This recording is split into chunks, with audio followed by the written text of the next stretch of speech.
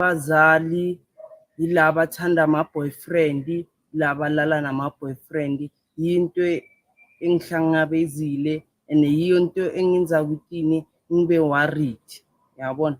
Manje ukuthi amantombazane ukuthi bamithiswe abobaba abadala. If we, as young people, we focus on making sure that we achieve our goals rather than going around like getting pregnant and then having kids when we're still young, it also affects our country. It also affects our families, the future of our family, the siblings that are coming before us.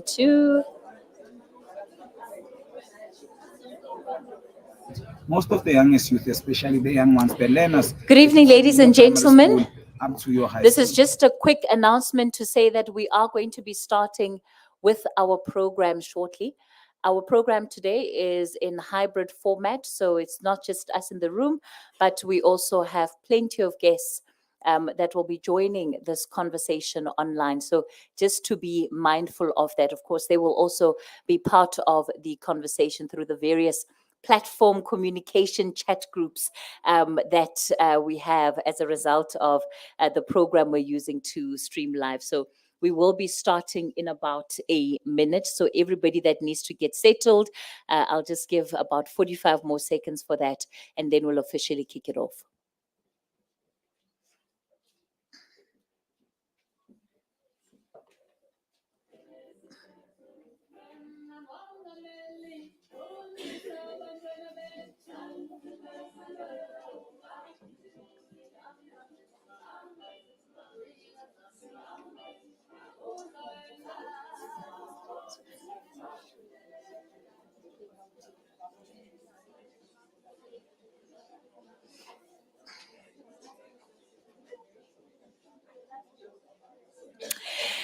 Ladies and gentlemen, welcome to the Critical Thinking Forum. Today, a special focus on teenage pregnancies. So we've been convened today by the UNFPA, the Embassy of the French under the Mail and Guardian Critical Thinking Forum umbrella. You're all here tonight. It is 6:30 in the evening. So you must not have anything else to do, or you must really care about the issue of discussion that we're going to be looking at today. Why today is particularly important is because we have conversations, and I think we all know why early pregnancy is such a big challenge for society. I'll steal the words of a colleague earlier on tonight who said, well, our children are having children. And there really is no other way of phrasing the issue. And I'm particularly happy to see the number of young people that are in the room in school uniform. I wonder what passes you got to be able to be here at this time and not doing your homework. So it's a great night out in the middle of the week, but I think very much discussing an issue that affects you.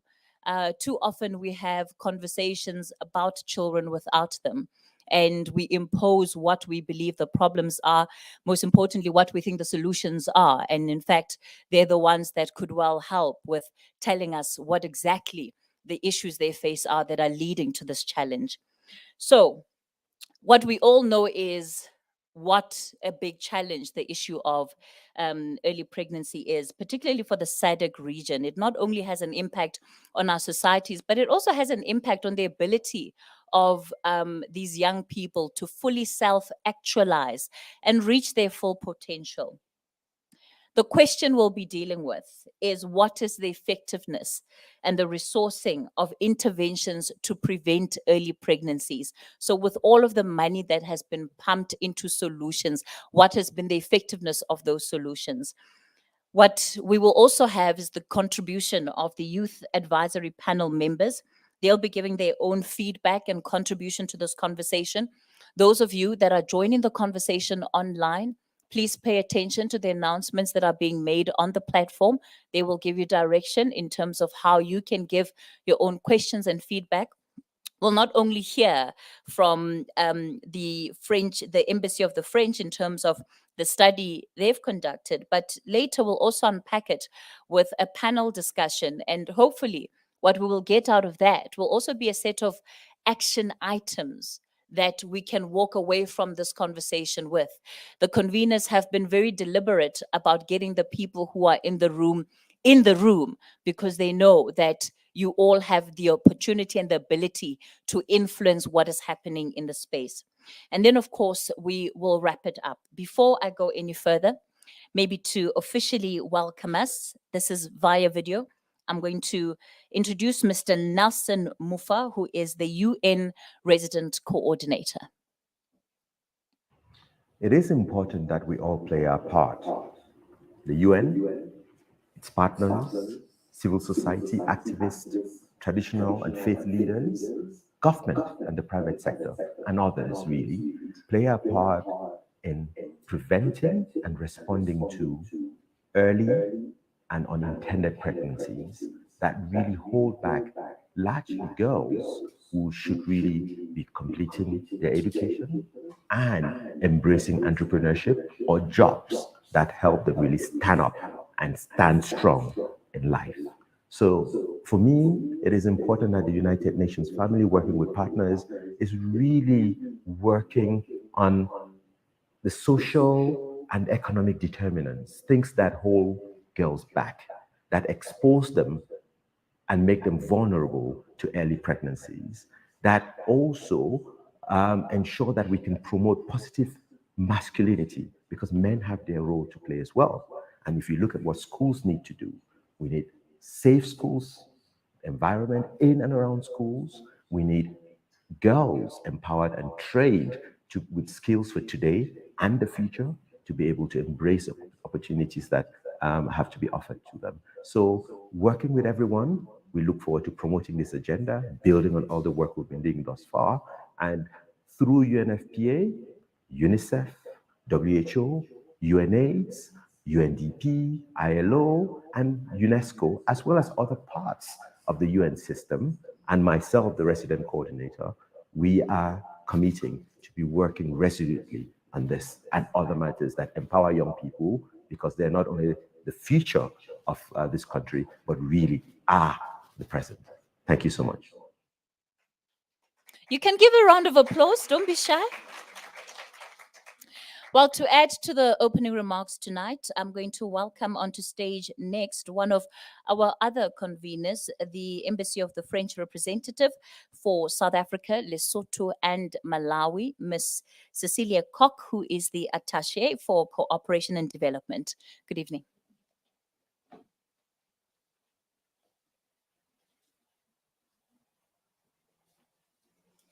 Thank you so much, Kathy. What a pleasure to have you as our MC this evening. Esteemed guests, it is again also with great pleasure that I extend a warm welcome to you all on behalf of the Embassy of France to South Africa, Lesotho, and Malawi this evening in order to discuss the strengthening prevention of early and unintended pregnancies in South Africa, which is rather fancy development speak. We are here to discuss childhood pregnancy. We are talking about children whose childhoods are cut short as they are driven into parenting roles through pregnancies they did not choose, they did not want. Just so you have some background, the other day we hosted an event for social workers around the same topic, since we've been doing a lot of training of social workers in this field together with a very cherished partner. And it was in fact one of the speakers at an event who assisted, or rather at this event, who insisted that we use the term childhood pregnancy, as she found the other terms to be too euphemistic, too oblique, too innocuous. Despite a global decline in childhood pregnancies, the surge of such pregnancies in South Africa and Malawi is alarming. I mention Malawi because our embassy also covers this country, and because one of the studies that will be presented here this evening also covers Malawi, although I'm not entirely sure whether the findings relevant to Malawi will also be shared this evening. But in the financial year 2021-2022, South Africa recorded 90,000 pregnancies among girls aged 10 to 19. This figure ballooned to 150,000 pregnancies in the subsequent financial year. These statistics, within a population of around 61 million, ought to have us all concerned, especially in light of the fact that these numbers do not even include unregistered births, miscarriages, or backstreet abortions. Importantly, we must also acknowledge that a significant proportion of these pregnancies are the result of statutory rape. In other words, sex with girls who are so very young that they are considered too young even to be able to give consent legally. And so such sex is ab initio considered to be rape, no matter whether the girl verbally agreed to the sex or not. And just to give you a sense of what's happening in Malawi, according to the UNFPA, there is, and I quote, teenage pregnancy rate of 29% of girls aged between 15 and 19. That means almost 1 in 3 young girls bears a child, nearly a third of the girls in this demographic. This is disturbing, and we don't even know about the younger ones from what I can see. Please do correct me if I'm wrong, and I do stand to be corrected there. And I'd like to echo what Kathy said when she echoed a fellow colleague. When children are having children, we cannot turn a blind eye. This is a fundamental human rights issue. And this kind of work falls squarely within France's new international strategy on sexual and reproductive health and rights, as well as our feminist diplomacy. There are enduring repercussions of bearing a child as a child oneself. Having a child affects a young mother's education. As we know, many young mothers simply drop out of the school system altogether. It affects their economic prospects. They often battle to earn livelihoods, given all the demands placed upon them, their physical well-being, and their mental well-being. We all know that many young mothers suffer from post-traumatic stress disorder. The trauma is immense. All of these factors, in turn, have terrible knock-on consequences for the children of these young mothers.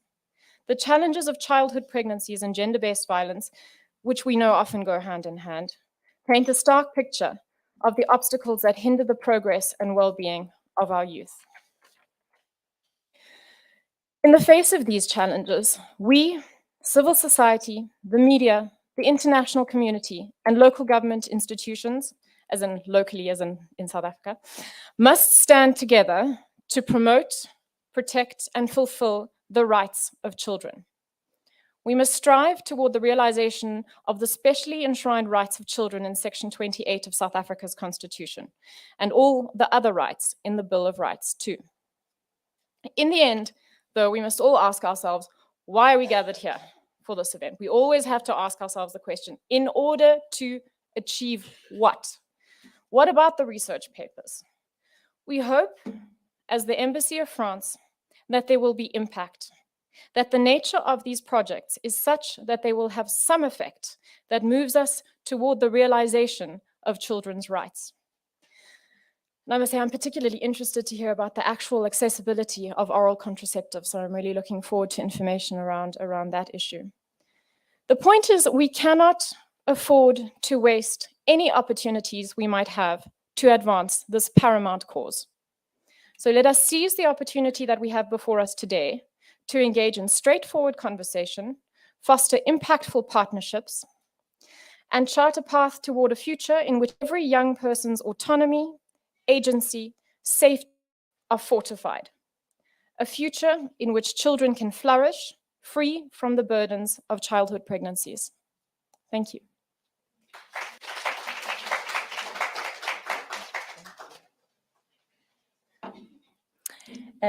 Thank you so much for that, Cecilia. We in fact look forward to more work coming out of the embassy in this regard, and your continued support for these initiatives. To continue the program, I'm going to invite onto stage next a representative from the Commission for Gender Equality, Ms. Dieketseng Matlukwana Mutupi, who is going to help set the scene. Cecilia talked about the link between teenage pregnancy and gender-based violence, and Dieketseng is going to help highlight it even further. Let's give a round of applause, please.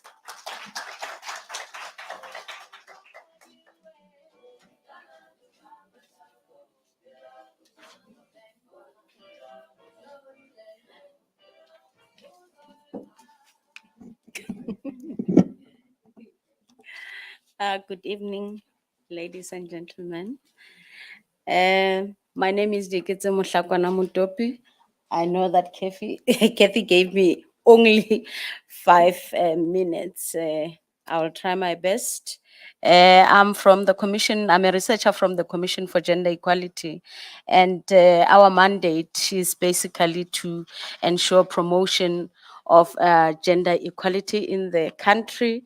And what we are going to talk about today is one of the critical issues. It's one of the most important and that fall under our universal basic human rights of access to education by our teenage mothers. And what we know is that we have international and regional frameworks that are protecting children to have education and to ensure that they finish all their education. The status quo, it shows that 60% of pregnant learners are unable to return to school. And this is despite the fact that we have a policy that is promoting for young mothers to be able to return to school post delivery. And we have seen that this policy, it also overrode the past policy that was saying that young learners should be banned for 2 years before they could return to school after delivery. But despite the existence of this policy, we are seeing children still not returning to school. So as the Commission for Gender Equality, we conducted research to try and explore the barriers or causes that are hindering this for young learners to return to school post delivery. One of the factors was knowledge, access, and use of contraception. And our findings, they indicated that these young learners, they know about contraception, and but however, those that are privileged are those that are in the urban areas that are able to access the contraception. But use is another issue because they know about them, and where they are available, they are not using because of the myths that are attached to use of contraception associated with the danger that contraception does to the body. And also they don't use because or get to access such services because of fear of being stigmatized. And another issue that came as another critical factor was lack of parental involvement. As parents, we are scared. I'll say we are scared because we don't talk to our children about sexual reproductive health. We don't engage in those uncomfortable conversations. As a result, they go outside and learn all these issues and get the wrong information. And the next thing, we have a young father and a pregnant teenager. We also have socioeconomic factors, which we have intergenerational relationships. This intergenerational relationships, we know that most of them are transactional. They constitute transactional sex, and that is one of the factors, because young women or young girls, they are unable to negotiate safe sex with I'll say the perpetrator, because if you are an older man and you are having transactional sex with a young person, then it is you are a perpetrator. And another factor is substance abuse, which they say that it lowers their inhibitions and then it promotes reckless behavior. And we also have individual factors, which I'll just mention one of them, which is self-esteem. And having low self-esteem, sometimes it can lend you to just trying to belong, finding yourself engaging in those kind of activities. You're standing up, it says my time is over. But I think it will benefit you to go to our website and have a look at that report. Thank you.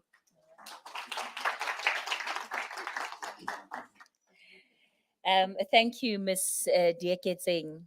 Up next to present the research to us, this is really looking at the effectiveness of these interventions. Let me welcome onto the stage Ms. Petronella Ncube, the Southern Hemisphere researcher. She's with the Embassy of the French.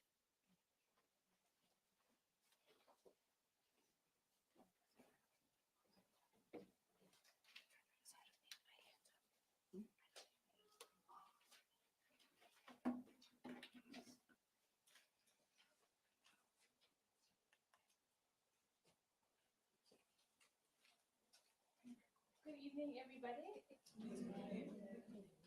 So I'll try and answer this question around, Petronella, are you they need a microphone I- for our audience online. How do I? They're Should I giving you a shift it? roving microphone? No, they're giving you a roving All right, thank you. Am I loud enough? Okay, cool. So we've already had the context. We already know that there's high prevalence of early unintended pregnancy. We already know the impact that it has, and we already know that it poses a significant burden. So what we tried to do in our research, commissioned by the Embassy of France, was to really find out these interventions. Are they relevant? Are they effective?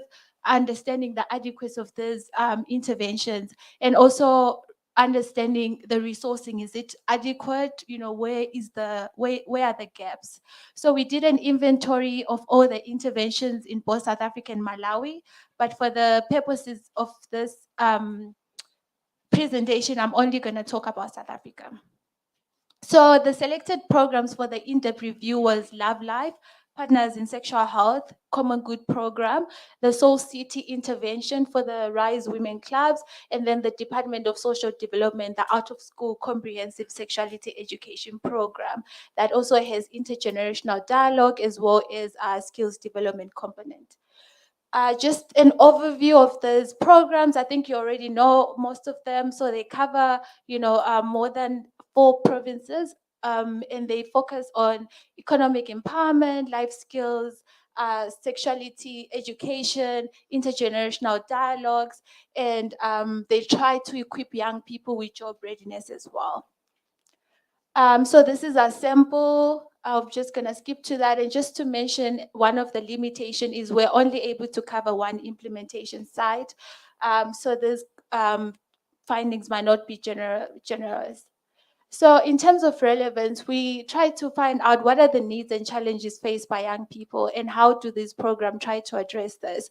So in terms of social norms and patriarchal beliefs, we understand that there's these dialogues that happen so that, people understand the impact of patriarchal norms. In terms of unemployment and poverty, this one is the very key structural barrier.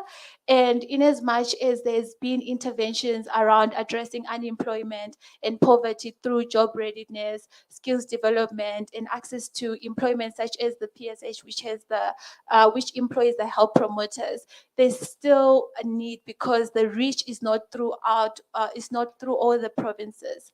And then when it comes to risky sexual behavior, in as much as we see Love Life, Soul City distributing condoms, having these conversations, there's still lack in terms of reach. And then when it comes to knowledge, attitudes around, our healthcare workers or educators, we found that there's still limitation in terms of the healthcare workers being comfortable in having this conversation with their young people. And even though the adolescent youth friendly health services have been implemented in some of the clinics, it's not in all the clinics. And then when it comes to stockouts or limited access, in terms of products of contraceptives, I think ever since COVID, we know that there's been limitations in terms of the availability of contraceptives in most of those healthcare facilities. But we know that Love Life, PSH, they try to do door-to-door condom distribution, and they provide skills and knowledge and information around sexual reproductive health. And then one of the last challenges around misconceptions and knowledge around the impacts of sexual reproductive health, in as much as there's still knowledge and there's still skills around it. There's still some barriers in terms of the curriculum and co-curricular activities trying to address sexual reproductive health information. So most of these barriers that I want to point out is on the demand side and also on the supply side. So when it comes to demand side, we still see that social norms underpinned by a lot of religious beliefs still really impact on understanding around sexual reproductive health. And there's still a lot of perceptions that sexual reproductive health is the responsibility of the girl or woman or women. So most men or most boys, they're still not included in some of these conversations. And then there's still a lot of fear when it comes to stigmatization. So that's why we see a lot of young women and girls not accessing healthcare facilities as they would like to access contraceptives. And then there's also still beliefs around the use of contraceptives on their impact. And we still see that unemployment and poverty is still very rife and is one of the key structural barriers. And then for the supply side, we're looking at the healthcare facilities. Do they have enough capacity to really be able to talk to young people? And like I've already mentioned before, healthcare workers, most of them are still not comfortable in having this conversation. There's still limited access in terms of contraceptives, and there's still fear of being stigmatized. And also what I want to emphasize is around confidentiality, how there's some security guards act as gatekeepers to clinics. And some, when we had conversations with the young people, they're telling us that, sometimes security guards ask them, why are you at the clinic? Why are you doing here? And so that limits their access of the health service. So in terms of coherence, here we're looking at, is there any alignment and collaboration? And we already know that there's been a lot of policies, and most of these policies have been implemented. And we see that most of these interventions are very much aligned to the national health policy, but also the gaps that really here we found was that there's still lack of collaboration between departments, lack of collaboration between CSOs and still government departments. And also when it comes to the design of all these interventions, the community stakeholders, which mostly are the key gatekeepers when it comes to community conversations and dialogues, are still not included in this conversation, and they're only brought into the conversation when it comes to implementation. But these people are very key when we want to bring in the communities. So I think there's still no clear priorities in terms of coordination from local, provincial, in how how to really strategize and tackle early unintended teenage pregnancy. And then when it comes to effectiveness, so we see that most of these activities that the interventions have been implemented, but I just want to bring your attention to some of the strengths and the challenges in terms of implementation. So in terms of strengths, we see that there's been community involvement in these intergenerational dialogues. And there's been some collaboration, which has been great. And most of these interventions are implemented across different provinces. So there are standard operational guidelines to make sure that, you know, every province it's making sure that it's implementing it in the way that is effective. And there's active involvement of young people. It was interesting to see that with the health promoters, they are the ones that are able to take the messages to their communities and to other young people as well. And there's value in peer learning. And then when it comes to youth-friendly health services, we see that, you know, there's been more access and people are more keen in terms of accessing that. And the fact that there's also a youth empowerment component in terms of skills development or job readiness, that's also been key. But in terms of challenges, we see that retaining young people in most of those programs is a challenge, because either, you know, the stipends are very low, so once they get more opportunities, they just move. And I mean, sometimes it's a strength because then they get better opportunities at the end of the day, and that's what we want for young people. But however, there's not enough intergenerational dialogues. It's mostly once off, and I think these conversations should be continuous and regular. However, there's also insufficient focus on boys and the inclusion of men in how they can play their part. And there's also, you know, in terms of gaining access to schools, you know, how do we effectively have this conversation at schools? How can we make sure that the referral pathways are more effective? There's still some lack in that. And all services in terms of the youth-friendly health services are not included in all the clinics. But however, we see that there are some emerging outcomes. We see that through these interventions, there's been improved understanding in terms of understanding what is sexual education, you know, what are the needs of young people. And there's also improved self-belief and self-confidence. I just want to read a quote here that says, "My confidence also changed because even in my relationship, I know I have the power to say no, and I know that my partner doesn't have power over me because he equally needs me as I need him. I know my worth." And also my confidence also changed because they teach us about interview and presentation skills now. And I can confidently speak in front of people and present on a particular topic. I no longer feel intimidated. So you see that there is value in these interventions and having this conversation. So there's also improved access. We see more young people accessing the youth-friendly services. I just want to read another one here. Ever since the placement of groundbreakers in clinics, I've noticed an increase in the number of young people coming to the clinic to access contraceptives and condoms. Even young boys come to us about PrEP. We are no longer having any second thoughts when going to the clinic to get contraceptives because we know that we go straight to the youth zone and no one will judge us.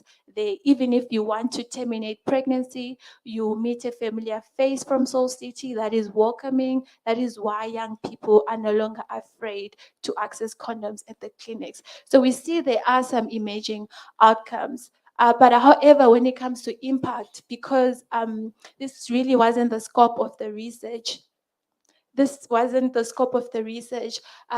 also about the complexity of the issue, there's been some underreporting that's affecting the accuracy of the data. So when it comes to sustainability, the sustainability of these outcomes is very low because we see that for greater impact, there has to be longer term investment. So not these ad hoc activities that happen. So we need to be able to strengthen health systems. And I just want to bring your attention. Sorry, how many minutes do I have? Three, okay. And then for adequacy is really understanding to what extent are these programs taken together sufficient in reducing unintended pregnancy. So what we concluded was these models are really good, but however, they do not meet the demand. And also, like we say, they don't reach all the young people, and some groups are not sufficiently reached, you know, either young people dealing with substance abuse, LGBTQI community. So we see all this, still the structural barriers. So I'm gonna skip on the costing and go go back to the and skip to the recommendation. So one of our recommendation was the importance of providing layered interventions. So the idea of layered intervention is we're not saying that social behavior change is more important than structural interventions, but we are saying all three are important. So having social behavior change intervention, having the biomedical intervention, as well as the structured intervention, and making sure that through these different pathways, you're able to address the different barriers, from the structural barriers to the social norms, and being able to address this. And the resources that we think will be important is around leadership support and buy-in.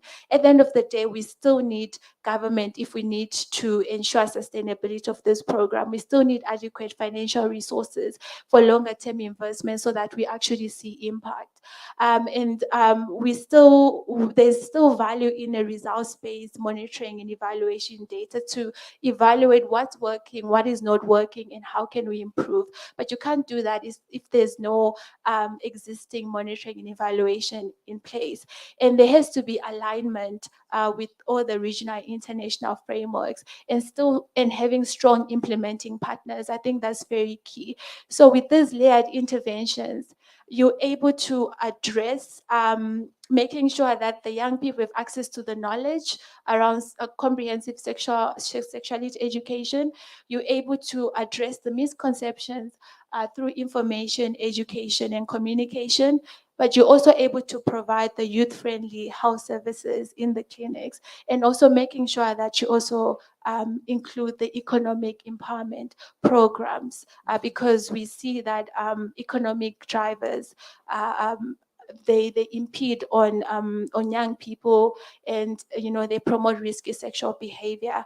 So the report is available on the French Embassy website if you need any more information, but you can ask me questions during the Q&A. Thank you. All right. Thank you.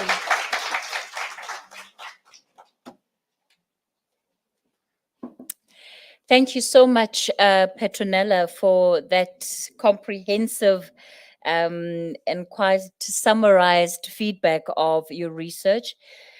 Let's get then into the conversation, and we're getting ready for our panel, which will fully unpack part of what has come out here. And perhaps if we're talking about a layered approach, and as far as responses are concerned, our guests are the ones that, our panel guests are the ones that will really speak to then what needs to go into that. But before we get to it, I want to invite onto the stage Mr. Franklin Echeru, who is Strategic Information Specialist. This is for ESARU, Middle Income Country Hub, UNFPA, ESARU. Mr. Echeru, are you in the room? All right, he's joining us online. There we go.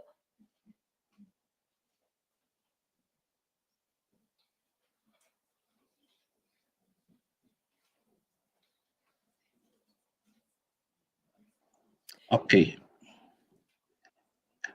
Yeah, okay. Good evening, colleagues. I just want to confirm if you could hear me. I've got a presentation to make, and Sean can project that on the screen.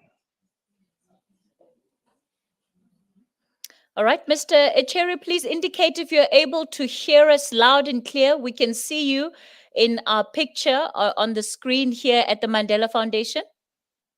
Yes, I can hear you loud and clear. Can you hear me? Fantastic. We can hear you loud and clear. The floor is yours, sir. Okay, thank you very much. My name is Franklin Echeru. So I'm a strategic information specialist with the UNFPA Regional Office. I'll be making this presentation on behalf of the Middle Income Country Hub at ESARU on addressing teenage pregnancy in South Africa. So we've done an analysis of the health management information systems data for 2020 to 2022, and also looking at some of the hotspots that exist. And I'll also be presenting to you some of the findings we have on the investment cases on ending unintended pregnancy in South Africa is concerned. Next slide, please. Next slide. Okay, yeah, so teenage pregnancy, as you're all aware, remains a very significant challenge in South Africa, with very far-reaching consequences for individuals, communities, and also a huge problem for national development at large. So if you look at particularly those who live in rural areas and those who are considered, to be poor, those who are at the lower bottom of the wealth quantile, usually the hard hit. So next slide, please.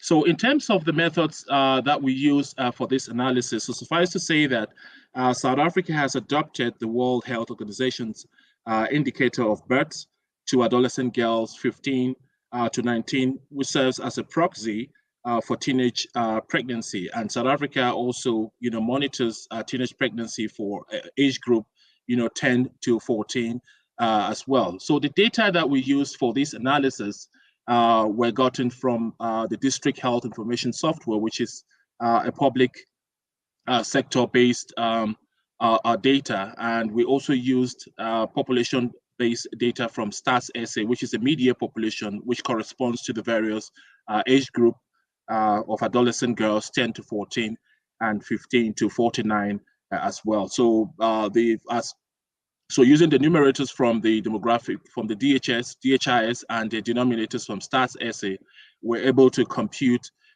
teenage pregnancy and look at how it varies over time. But suffice to say, just like the first presenter mentioned, this analysis actually looks at public sector data without other data like those coming from private sector, and we did not actually consider probably miscarriages or abortions that would have taken place outside public sector data. Next slide, please.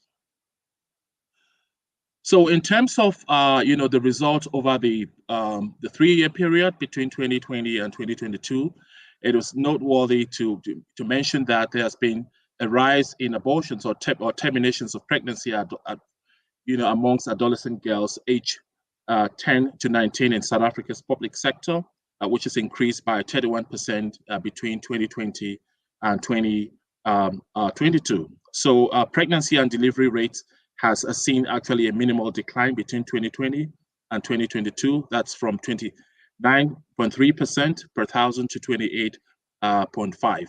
So with the rise in termination, it tells us, a very great story that most of the pregnancies that are happening for this particular age group is actually unwanted. Next slide. So in terms of delivery rates amongst 10 to 14 years old, if you look at it at the provincial level, so the Northwest Province has seen a surge by 52.45 from 2020 to 2022, whereas Gauteng Province experienced a significant decrease in the delivery rates, dropping by 48.88% over the same period. Next slide. So looking at Gauteng Province specifically, which has actually we've seen a notable 9.05 increase in the delivery rates amongst 15 to 19-year-old adolescent girls, 2020 to 2022. And then looking at Limpopo, so we're just comparing, provinces. Limpopo witnessed the largest decrease with a decline of 10.16% over that same period. Next slide. So here is just a snapshot of the teenage pregnancy rates per thousand for adolescent girls for the same age group 10 to 19, which has seen a general decline from 2020 to 2022 across all provinces. But however, the decrease or the decline is quite minimal. So if there is actually a decline of, let's say, 1%, it actually shows that, even though there is a decline, but there's a kind of stagnation as compared to where the decline should be. We should see a significant decrease in the decline in terms of teenage pregnancy rates. Next slide, please.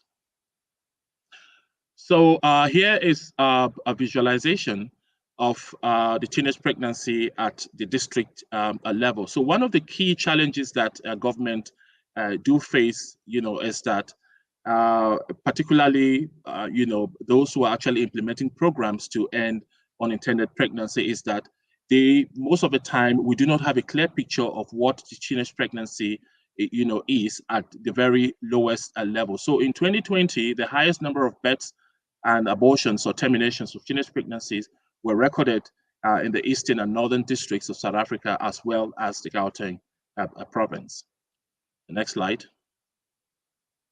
And then in 2021, so the prevalence of births and deaths and terminations of teenage pregnancy in 2021 remained actually constant with 2020 levels, but the spread to additional districts, as indicated in the cycles, which you see particularly in provinces like Gauteng, and then terminations also in provinces like Gauteng and also Western Cape, right down in the city in Cape Town. Next slide, please. Okay, so if you compare 2021, the number of births and terminations of teenage pregnancy in 2022 has shown improvements in some districts, as also indicated in the maps you've seen, there. The next slide. So one of the critical analysis that we did in relation to the population has to do with the hotspot analysis. Particularly, this is very important for policymakers because the hotspots has to do with the absolute numbers vis-a-vis the median population of the same age group, 10 to 14 and also 15 to 19. So in 2020, as far as the hotspots for teenage pregnancy rates were concerned, so you could see that predominantly they were found in the KwaZulu-Natal, Limpopo, and Northwest provinces, with a significant occurrence also in the Gauteng and the Eastern Cape province. So when you are able to overlay, the absolute numbers with the population, you see that there is the trajectory actually shift, particularly for policymakers to make informed decision based on these two data sets. Next slide. So for 2021, so hotspots for teenage pregnancy rates were also identified predominantly in KwaZulu-Natal, also Limpopo, Northwest provinces, with a notable occurrence as well in Gauteng. Next slide. Then 2022, there is no significant change. Hotspots for teenage pregnancies were also seen highly prevalent in KwaZulu-Natal, Limpopo, Northwest, and with also cold spots predominantly in Gauteng province. Next slide. So as far as policy implication is concerned, so it's really very important, to put in place measures to addressing teenage pregnancy, as it is predominantly a significant health, challenge or a challenge in South Africa. So addressing such issues actually requires a multi-pronged approach, which involves various policy intervention across different sectors. So we've actually identified, as far as policy implication is concerned, some of the key critical measures that need to be taken around education, access to services, social and economic empowerment, legal and the protective measures. And also, like the previous presenter also talked about, it's really very important as far as awareness is concerned, that the comprehensive sexuality education becomes a commonplace now, such that evidence-based CSEs in schools to address sexual health and also the use of contraception is actually in place. And with regards to particularly teenagers who have actually dropped out, it's also very important to put in place some measures for life skills training. So one also critical aspect to also look at has to do with the access to sexual and reproductive health service. So it's really important to ensure that there is affordable, modern methods of contraception which is available to such age group, to make sure that the issue of teenage pregnancy becomes a thing of the past. And more importantly, like I mentioned before, the issue of inequality is an issue. Poverty. Yeah. Next slide. Unfortunately, Franklin, your time has completely expired. I'm going to ask you just to perhaps wrap it up for us, please. Excellent. This is my last slide, though. Okay, so here are some of the key messages from the investment case that we actually conducted for South Africa. So it is really very important to, I just want to stress that the benefits of investing towards averting teenage pregnancy, far exceeds, the cost. So if you look at return on investment by number of pregnancies averted between 10 to 14 years, old in an investment case that we actually conducted, you see that on the ambitious level for age 10 to 14, for every rand invested has a return, of 18 cents as well. Then if you look at some of the gains resulting from the increase in contraception prevalence based on the investment case, we realize that there will be savings from direct healthcare costs, savings from reduced mortality, and also economic savings from social benefits. So if you look at issues around school dropouts and financial revenue forgone, you see that at least from this study, about 33% of students drop out due to pregnancy. So girls and adolescent girls who dropped out of school due to pregnancy are normally able to participate in economically and would normally earn up to 2 billion rand based on their years of school. So if we put in place measures, to avert teenage pregnancy, if South Africa invests, the benefits will be more, and it will outweigh the cost that that the government is looking at. So thank you very much. Back to you. Thank you so much, Franklin. Thank you for that. So up next, I'm going to invite to join me up here in the front on the stage, our panelists that are going to be part of this conversation. And just a note to our panelists, so that we are able to accommodate what your contribution is and the contribution of everybody else that has taken the time to make their way out here to be part of this conversation. Keep it as short and sweet as possible in our interactions. First on the stage, let me welcome to deal with the factors associated with teenage pregnancy in South Africa from the Department of Social Development, Ms. Desiree Jason, who is a Director, Program and Policy Evaluation. Yes, ma'am, you may come to the front. We'll give them a combined round of applause at the end. Up next, Prevention and Management of Learner Pregnancy Policy, Department of Education, Mr. Muzi Ndlovu, who's a Director. And then the effectiveness of interventions targeting adolescents, learning and lessons from the KZN Provincial Department. Let's welcome Ms. Pumelele Ngomezulu, who's also a director in the department. CSO Perspective, we're joined by the Soul City Institute CEO, Ms. Fina Kodisang. And last but certainly not least, from the private sector to give us a perspective from Modern Centric, Ms. Hlengiwe Vilakazi. You're welcome now to give them all a round of applause, please.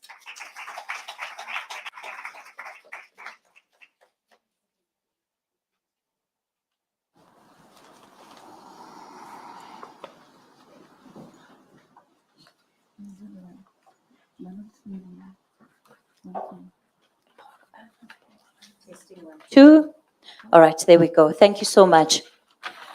I think we're going to get straight into it. And one of the places I'd like to start is particularly with the hotspot areas. And of course, our representative from KZN, you would know quite extensively what it is that these hotspots have in common. Why is it that we are seeing the hotspots in the country of early pregnancies in the locations where we are? It suggests that it's not just a young people problem, but they could well be common factors that really exacerbate it.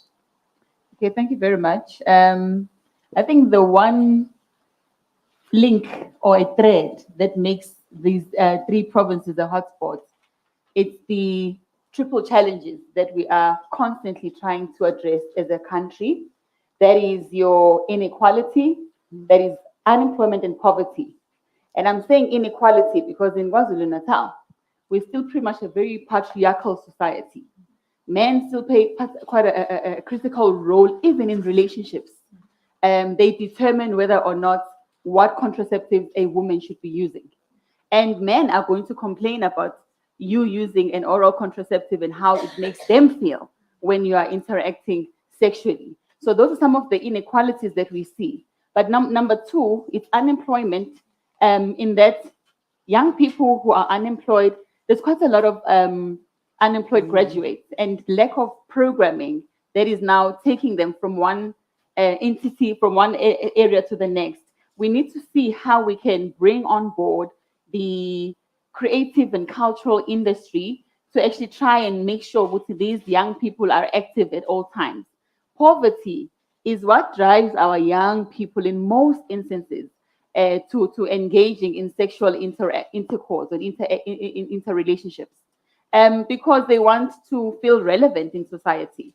So they enter into these intergenerational relationships just to try and get airtime and get all these basic requirements.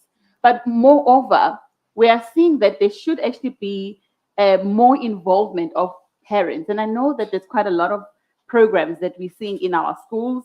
We have quite a lot of behavioral programs in our schools, structural programs, but we are not really seeing a role of abantu abadala, adults or parents in assisting our young people, in educating them on their sexual reproductive health rights. From the time a girl gets into menstruation, maybe that is the only time that the mother is ever going to interact with her to say, okay, now you need to start using sanitary pads. After that, there's silence about the sexual reproductive health education from the part of parents. So we do need to try and make sure we bring parents on board in making sure that there's continuation of education that they receive in schools.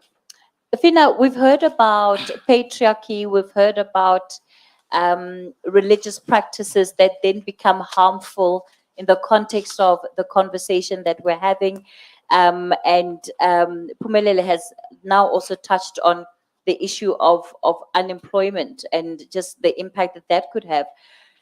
These are young people largely who are still supposed to be in school. These are issues that one would imagine should be affecting them differently to what they are their parents, or even those that are young adults, perhaps in varsity, early years of varsity. So what is the distinctive factor here around teenage pregnancies in particular? And does it go back to, when we talk about teenage pregnancies, are we looking at how are these young people, in particular young women, becoming impregnated? Who are the people that are impregnating these young people? Thank you for that, Kathy. And maybe let me start here. As much as I agree with what Pumi said, and I agree with everything, I think when you look at the provinces that are hotspots, we are not discussing the issues that are, entrenched in those provinces, right? Eastern Cape, KZN, and the practices of Ukuthwala, which is still a prominent practice that is defended culturally, and we are not questioning why we are still keeping these cultures that are oppressive and that really in their form harmful to young people. So if you look at all the provinces that are mentioned, KZN, Limpopo, Mpumalanga, and Eastern Cape, they are mostly traditional rural communities where culture is like, everything, and people would even kill, and I was in a conversation on Saturday where somebody was defending Ukuthwala and saying, culturally, these things are there, and we can't come with westernized ideologies around how we deal with being a Black community, and we are not having that conversation. But to come to the question that you are asking, you see, the complexity with teenage pregnancy or child pregnancy is that it's layered, right? And the different layers come with complexities, So you talk about blessers and that environment they've created in grooming young girls, young boys into falling into this trap of wanting all these things. You also talk about parents who are not taking their role seriously. It's left to the education because they'll do CSE, and therefore I don't have to come in as a parent and have a conversation with my child, right? But also it's happening within an environment where children are learning as they observe the behavior of adults. So I like saying You know, we do a lot of empowerment in our programs, but we are not removing the things in the environment that disempower the young people. So your empowerment becomes futile, because I come as empowered as I am, but if I'm going to be raped, what will that empowerment do for me? You know, I'm empowered as I am, but if I go to a home where my father says, in this home, my word goes, and no person has a voice, and you can't voice anything, you know. So young people, when they say we want our parents to talk to us, they are not only talk to us about sex. It's a cry for help for the many other things that are not being addressed in the home, where they now run outside to find this man who will give you love because your father fails to give you love. You run outside to find an environment that will make you feel accepted, because you are rejected in spaces where you need to be affirmed and given space to thrive as a young person. And that's why we see these things continue to happen. But can I add another layer, Kathy? Briefly. Can we also talk about the curse that came with funding? Because you see, as much as funding came to help us solve the problem, it created many other problems. We had to leave interventions that work to replace them with pilots of this and this and that, and we never continued. We stopped. I'll stop there. Yeah, and I think that's an important point to note, especially as we talk about the action items, right? So what do we need to do beyond today to try and fix some of these problems? There's no question about the fact that legislatively a lot has been done to try and respond to whether it's problems of gender-based violence, statutory rape, which is really what it is when we're talking about these young people, in particular between the ages of 10 and 16. But Desiree, it seems that these legislative interventions are not having the kind of results that they should have. So just 3 years ago, under COVID-19 pandemic, we had gender-based violence named a national pandemic, the second pandemic that we must fight. Today, unfortunately, we're still dealing with higher levels of gender-based violence, but an increase then and a regression in some of the work that has been done, particularly when it comes to young children, which is what these children are. Where are the failures in the system where the policy and the culture that we have in society simply do not align? To put it simply, why does the Department of Social Development have to go and convince parents to take a stand or action against men who have impregnated, who have raped and subsequently impregnated young people? Why does it require a roundtable discussion, the involvement of the chiefs, the involvement of the principals, when it should really legislatively be a clear-cut issue? Yeah, thanks, Kathy. Our policies are evidence-based, but the biggest problem that we are faced with, it's around the implementation. I think also with what most of the speakers were saying here today is that we need targeted interventions for different age groups.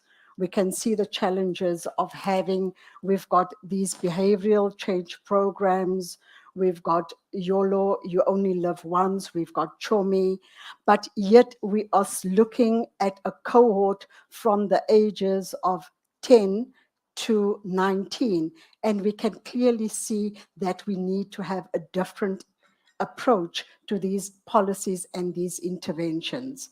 We also know that there is another big challenge that we have in terms of not having coherent and well-coordinated policies and programs.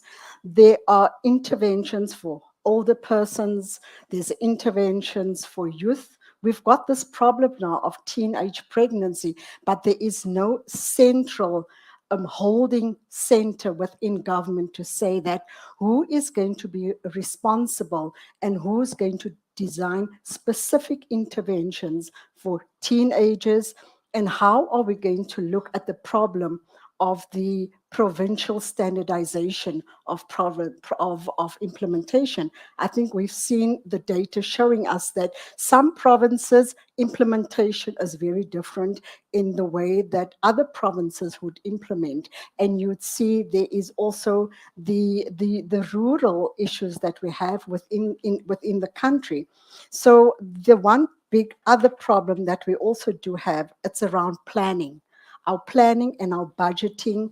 And when we plan and we budget, we don't, as these different key partners, looking at having these interventions for teenage pregnancy, Department of Health, Department of Basic Education, and Social Development. We don't sit together and plan as to how are we going to address it. We also don't have very good performance management systems in place. The data that we are getting and the data to have quality data that we can analyze and say, this is the problem in this hotspot, and this would be an appropriate intervention for it. And also the last one, Kathy, it's around the issue of digital transformation. How do we utilize electronic management systems, electronic monitoring systems for us to be able to respond to this problem that we have? What is making that streamlining so difficult, especially among departments? These are departments that fall under one government, and effectively, yes, you've got different heads of department, but there should be a vision. And so if I'm hearing you clearly, is that there actually is an absence of a unified vision among these departments. Why is that? The Department of Women, Youth and Persons of Disabilities, they have been assigned to be the coordinating department to address the issue around teenage pregnancy. And there will be a program of action that will be drawn up with all the relevant key stakeholders to try and see how do we then amend and look at who will take the role and the responsibility of this huge task at hand. It is a problem.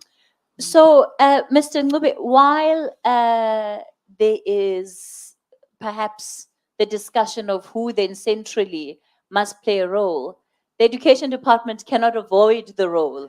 You deal with it on every single day. It's a problem that is in your face, and you don't have the luxury of avoiding it.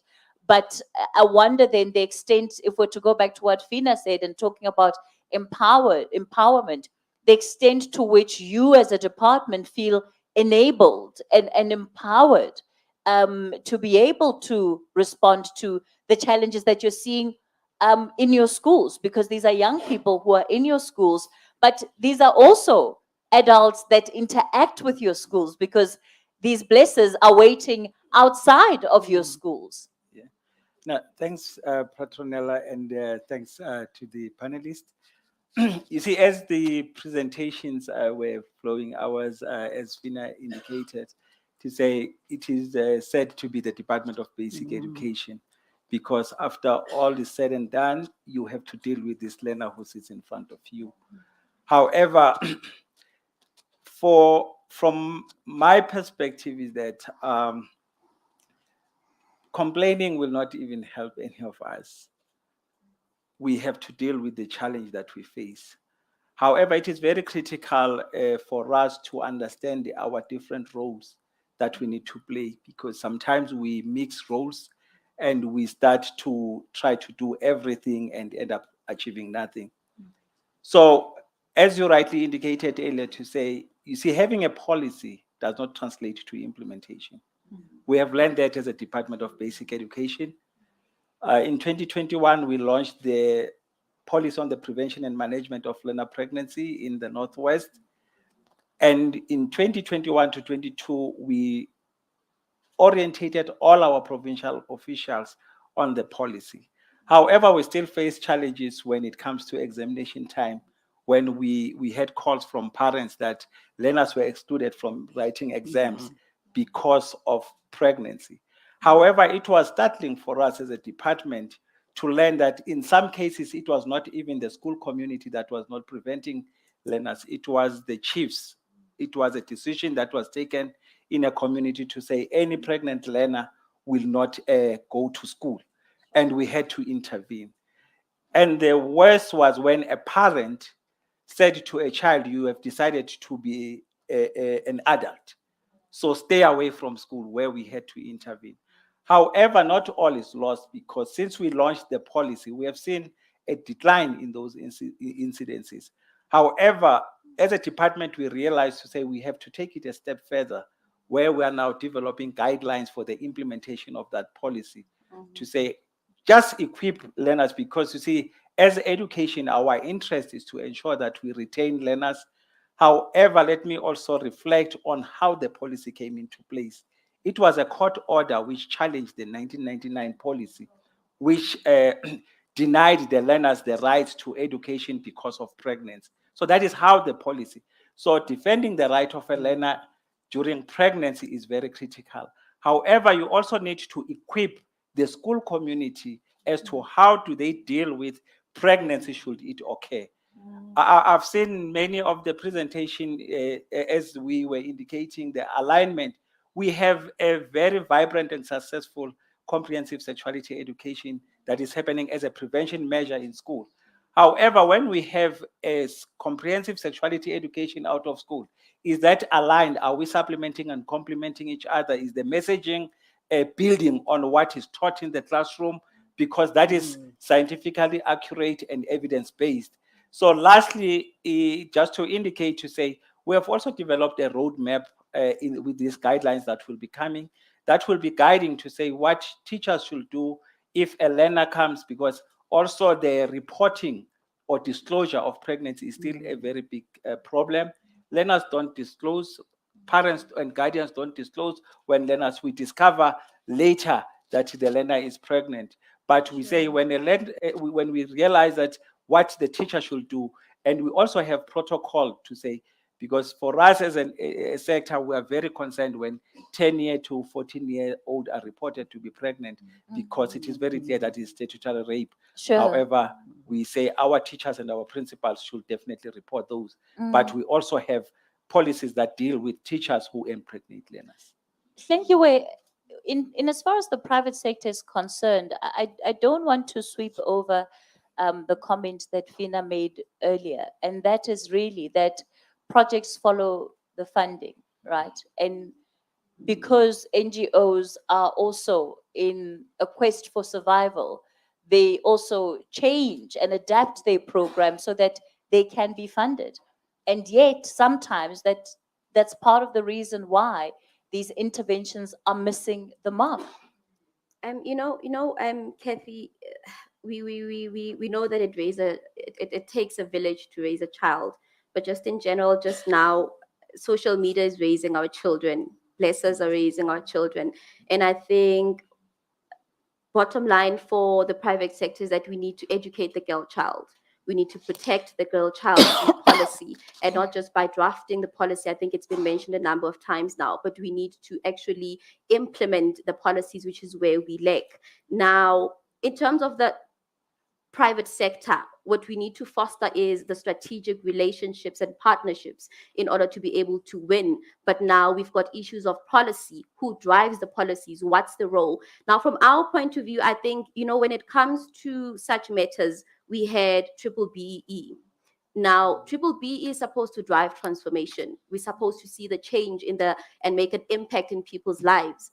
But what it's come to, it's actually just meeting numerical targets, because there's the scorecard to it, which is why you find that most companies in the private sector tend to drive numbers, then they drive impact. Now, what we're trying to do is we're trying to reach our scorecard. Now we having these initiatives that say nothing, that it's not sustainable, it does not have any impact within our communities. Now, this is where we need to go back as private sector to say, if we are given a task to meet specific targets, how do we align that to the transformational goals that we need to have as an organization? Not just the tick box. The teenage pregnancy issue is a complex one. And I think one of the problems in South Africa is that we address issues when they've become issues.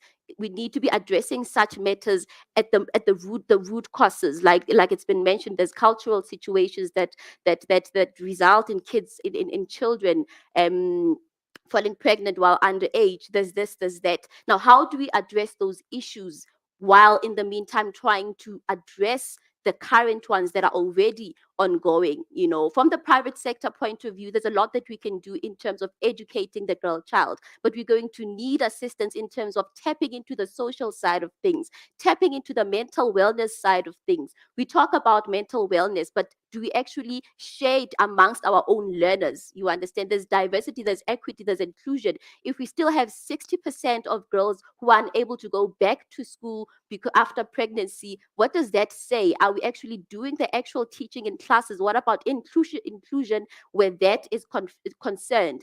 But for private sector, we need to stop driving numbers and meeting numerical targets for BE purposes. Let's drive transformation. Let's drive a change, because there's so much that can be done where there is where that is concerned.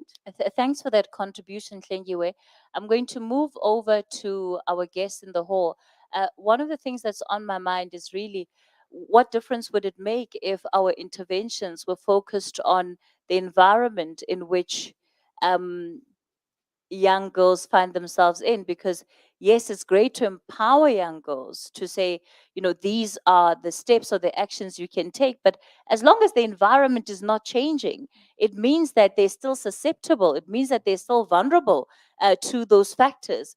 And perhaps that's where part of the challenge is. So there's policy, because truly, and this is, I guess, the role of society, that truly we have been unable to change hearts and minds about why we need the cultural reform, about why it's wrong for a man to say it's my way or the highway, and that we're even failing in inculcating that message with young people too.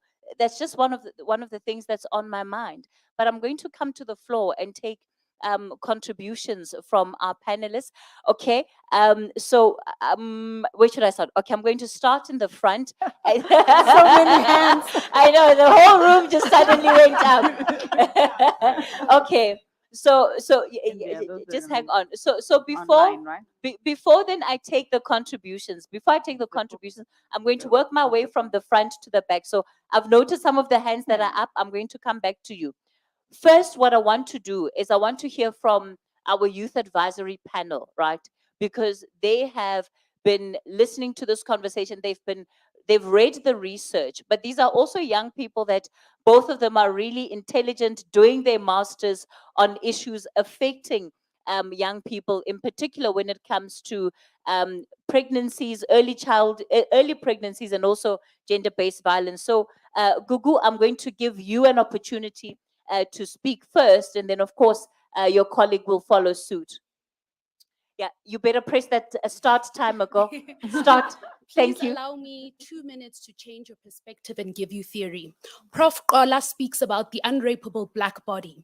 This is important nuance for today's conversations, because the conceptualization of young girls is that they are un-teenage pregnancy-able, that they are expected to, in fact, get teenage pregnancy. And this is all conceptualized in the comprehensive sexuality education. When we speak about danger and disease and the victimization of adolescent girls, we, in fact, instill the conceptualization that they are going to get pregnant and that it's not something that they could possibly make a choice outside of. So today, as we think about this is important because teenage pregnancy and rape is not a contemporary issue. It is in fact a colonial issue.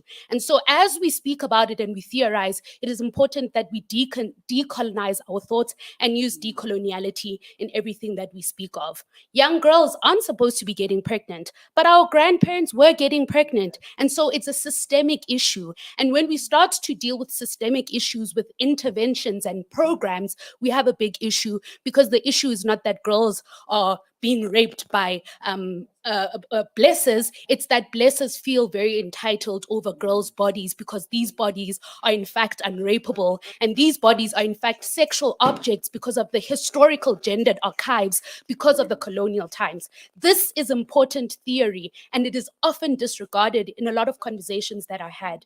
It is important that when we speak about funding, we regard the fact that colonial remnants have still a play in this, and the systems are still very colonial in nature.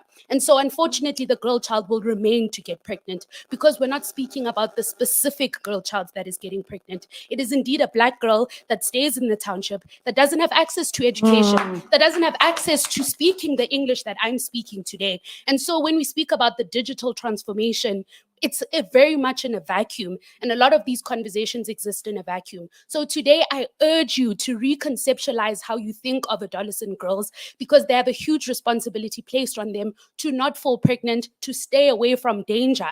How does an adolescent stay away from an old man who's going to give them an iPhone 15 Pro Max that will make them look good in said society? These are very important theoretical nuances that are missing because the youth isn't sitting in these conversations and they aren't making the decisions. I am a 24-year-old and I come with the nuances. Please, may we reconceptualize how we think and conceptualize adolescent girls and boys. Thank you. All right. Thank you, Gugu. Thank you for that, Gugu. Mukhumuti. No pressure.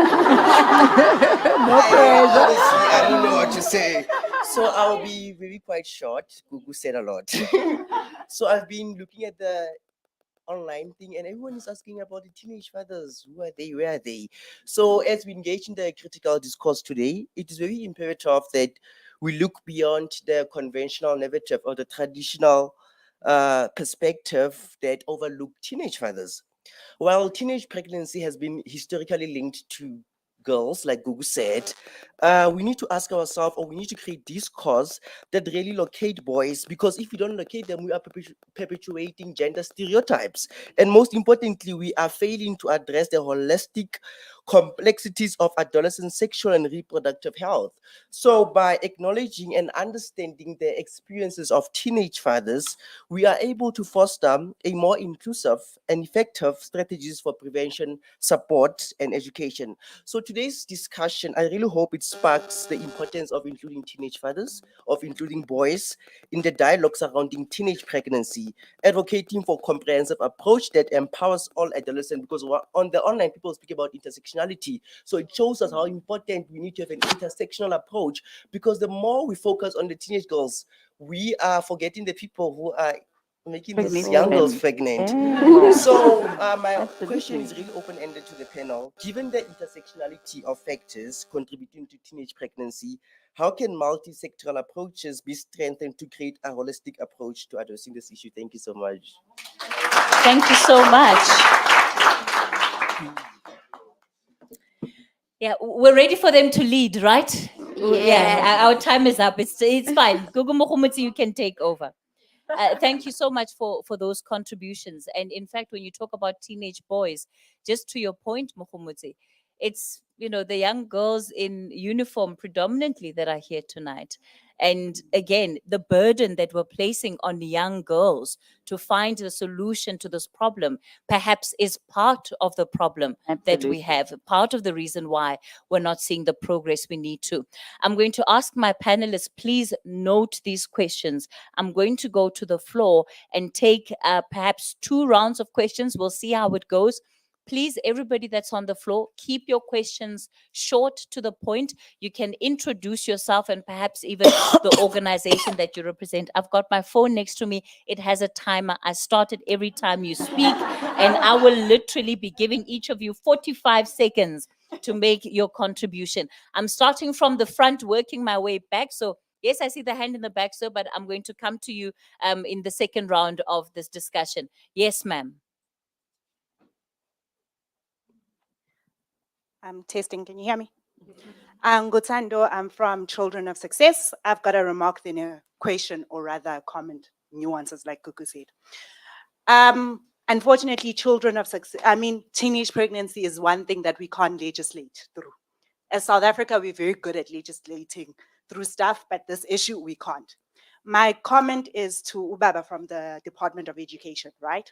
You speak about the Department of Education having a comprehensive sexual education program, right? I was in matric 2012. I went through life orientation. I stand here as a young woman working in that space, and I did not benefit from it. Not because of what was written, but because of the educators giving it to me. They were not open, it was not youth friendly, it was just, we are doing it as a tick box, right? How then are you as a Department of Education going to the ground and saying, how do we make LO teachers comfortable teaching sexual education? All And right. sexual education does not start with sex, but it starts with puberty. Thank you, ma'am. Okay. Yes, yes, I want to hear from you. Raise your hand up confidently. Own it, yes. The microphone is making its way to you. Good evening to everyone present. Thank you for the opportunity. I would like to know if you also feel like the root of all of this is basically our parents and the people that raise them as well. I feel like from the times of apartheid, directly to fathers, right, being present, I feel like our own fathers were never exposed to having a father around and being present and being responsible as a father. So how is that then impacting the children that they have now, and how are those children that we are putting out in society then further affecting the whole thing? How do you feel like that creates a generational chain of fathers that are not broken children and So I'm fathers going that to, are not present? apologies to interject, I'm going to spin it around a bit and I'm going to ask you, you must tell me how it actually, what is the impact of it on your life? Because you're a young person, you know, you're not talking about people that are out there, we're talking about you. These figures are you. So how do you feel about it? What do you think are the problems in society that add to this problem or contribute to this issue? Well, ma'am, sitting here, all I've heard was how can we reduce the impact on girls? How can we help girls go through this? How can we get girls back into society as stronger people who are still educated and everything? But it's like girls are not the only ones participating in this sexual act. We are shifting the focus to girls, forgetting that sexual intercourse needs two people. And one of them is obviously the semen producer, which is being the boy. That means boys also need to be educated as to how to be safe when having sex, why they should have sex, and you know the consequences that come with having sex, because with every action associated with it is a consequence. So I'd like boys to be more educated, to be involved. It's not just a girl's fault. I didn't get myself pregnant. And also in terms of fathers not being present, I feel girls who were raised in homes, okay, before I go there, I feel like a father's role in a household, right, is to provide security, and not just physical security to know that my dad is here if a criminal walks in, we all good. It's basically to provide internal security that as a girl, I know my worth. My father told me my worth. So you are not faced by the little things like a 52-year-old man buying you an iPhone, because if I ask my dad will do it for me. Even though he can't, he assures me that one day I can work for it on my own. He promotes independence. He gives me that security. So I don't go out looking for it and earning it from men who basically sexualize me, see me as a piece of meat. Do you understand? And I don't go out in society as a person who is broken and doesn't know who they are, basically, because like I know who I am because my father taught me. My father was there my entire life, and that's the role of the father, to provide security for the girl child. And then focusing on the boy child, the father basically teaches the boy child responsibility. If a boy child grew up in a home that didn't have a father and he goes out and impregnates another girl, what does he know about being a father? Because he's never been exposed to it. All right. Thank you so much. Thank you for that contribution. Okay. Yes, ma'am, I'm going to allow you to speak. You've got the microphone in your hand. Yes, please, you can speak. When you're done, there's a young man in front of you. I want to give him a chance too. Okay, great. Thank you very much. My name is Nkeletseng Tsetsane, and I'm from MBT Lifestyle. And my input is directly to our colleague from DSD, because I sense a bit of deflection and avoidance of accountability when it comes to the coordination of implementation of policy, because then I ask, then what becomes the role of the integrated school health policy? All right. Thank you. To the young man. Hello, everyone. Hello. My name is Tembambata, and I would like to raise both a point and a question. Yes, sir. First of all, I want to know, what are the schools doing? Like, for example, when I go to school every day, next door I see a school where a bunch of kids are standing outside waiting to get let into school, whereas the school doesn't let them in because they came late. That makes me think, what are they gonna what do you in honestly speaking, what do you think the students are gonna do if they have an opportunity to be outside of school with young females who are just standing there and vulnerable to any attack in a way? So I feel like the schools need to play a part. You can't just let a bunch of 15, 14-year-olds stay out of school and expect everything to be fine. Doesn't work like that. And then my question is, another point is that the schools also need to educate the males. I've heard a lot of points about it, but I feel like they were not as detailed. I feel like they were just like, we need to educate males. I feel like we need to go deeper into it. The females are important, yes, but we are also important as well. We need to be educated about how to be responsible, because there's a lot of things going about. If you love me, you won't let me use a condom. It doesn't work like that. If you love me, you will let me use a condom. That's how it should be. Thank you. Thank you for that contribution, Temba. Okay, so I'm going to pause it there. I'm going to give my panelists just 45 seconds each to respond to some of the questions that have come through so far, especially the specific questions. If it's comments, we'll reserve them for the next round. So I'll begin with Desiree. All right. Thanks a lot, Kathy. In terms of the approach of government, there is a siloed, fragmented approach how policies and programs are designed. And there is a need to relook and see how government can come about and have a common vision and a strategy. There is a need as well for a bigger round table, not only just for government, but having all relevant parties present.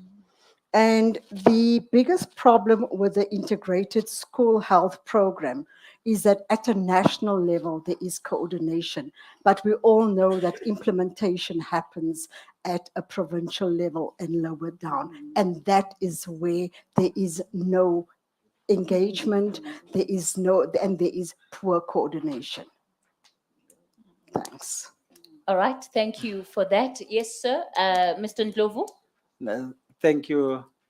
Let me just respond to the question on the teachers or the member who indicated that in 2012 she was in school and she was not taught any comprehensive sexuality education. I will agree with you, because we are talking about 2012. As I'm speaking on Monday, I was in a training of educators in Gauteng. So since 2019, we've been training educators because we are aware that our teachers, the cohort of educators that we have in the system, where the concepts of sexuality education were not taught in the colleges. I'm one of those teachers. I was a teacher myself. I've gone through a college. There was nothing on the concepts of sexuality education. So these are concepts that were introduced as the curriculum was revised. So when we did an audit on the content of the curriculum, we invited Dr. Doug Kirby, who is the co-author of the International Technical Guidance on Sexuality Education of 2009. And we went and we even conducted classroom visits where we observed our teachers and we identified all the gaps that you are indicating, and that was 2011. And Alright. from there, we went through a process of saying, how do we now improve the provision of comprehensive sexuality education as outlined in the curriculum assessment statement, which has got 80% of the recommendations from the international technical guidance. So teacher training will be a continuous process in terms of ensuring that they also get the confidence, because you see, you don't become a master in one day. Thank you. Okay, I'm going to continue with the questions. Yes, ma'am, I see you. You see you missed the first round, ne? So we'll have to see if we can come back for another round after this one. Yes, Shaida. Evening, everybody. Shaida Omar from the Teddy Bear Foundation for Abused Children. My question, I support what Sisfina and Shlengwiwe spoke to, the layers. So my questions are, what is the role of poverty? What is the role of media? What is the role of the advertising industry, profiteering, the economics, where children find themselves trapped, immobilized, gravitating to things that are advertised must-haves, not nice-to-haves, and then, of course, gravitating to platforms where blessers are able to provide that. If we look at media, the sex messages, it's sex-exaggerated, a must-have. There's no information to protect them, the lack of awareness. So whose role and whose responsibility is it here to protect our children and families? Thank you. All right, thanks for that question, Shaida. Yes, ma'am.